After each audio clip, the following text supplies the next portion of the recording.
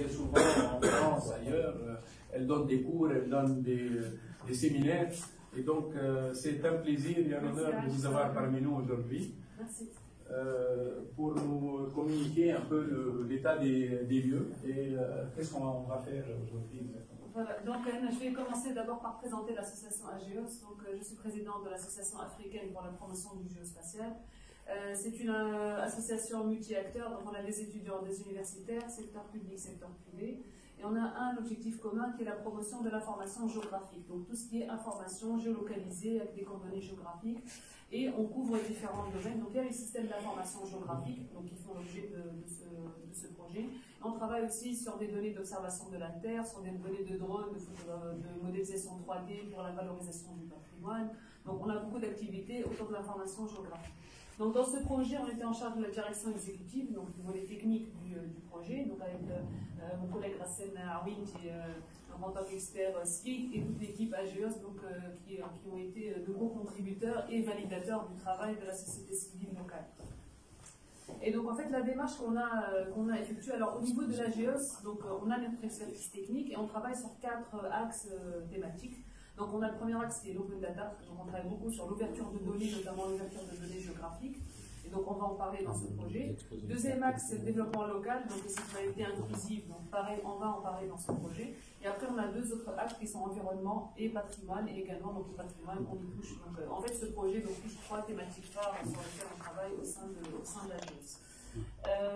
Donc sur ce projet, en fait, on appuie aux communes. Donc nous, on a commencé l'appui aux communes dans le cadre de l'OpenGov Partnership. Donc Chihel, on a parlé tout à l'heure, c'est le cadre OGP local avec la présidence du gouvernement et l'unité d'administration électronique. Et on appuie les communes pour mettre en place leur système d'information géographique.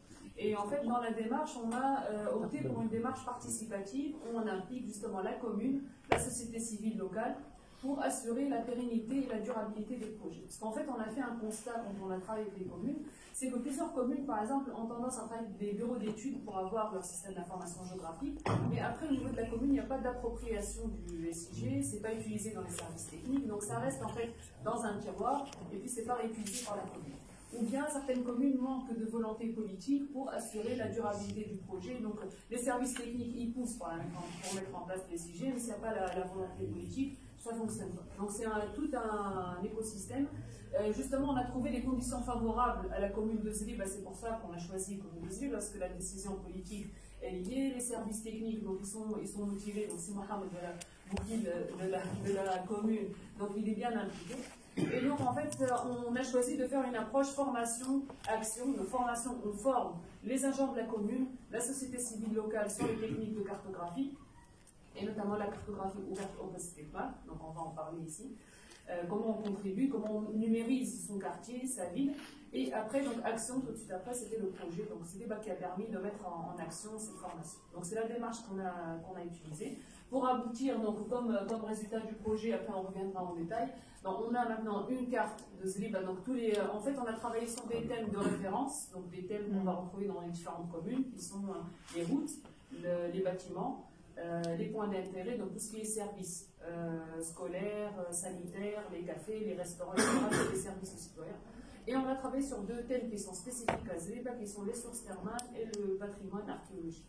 Donc tout ça, ça a été cartographié par la société civile locale. Donc ici, on a travaillé alors avec le Enis ou Enis, je ne le vois plus. Non. Alors avec le Croissant Rouge, alors voilà, Enis, donc on a travaillé avec le Croissant Rouge tunisien. On travaille avec les scouts, on a travaillé avec l'Organisation nationale de l'enfance tunisienne, Azim, Zlib à 2050, j'espère que j'ai oublié personne dans la société civile. Donc on a réussi à mobiliser autour de ce projet plusieurs associations locales, et ça serait très bien parce que le projet aujourd'hui, il est clôturé aujourd'hui, mais le travail continue. Tous ces jeunes, ils sont formés, ils sont motivés pour cartographier leur ville, donc on espère que ça va contribuer à la durabilité du projet. Voilà. Donc merci à tous, et puis vous allez voir en détail tous ces points de projet. Merci. Donc, on va avoir beaucoup de difficultés à travailler.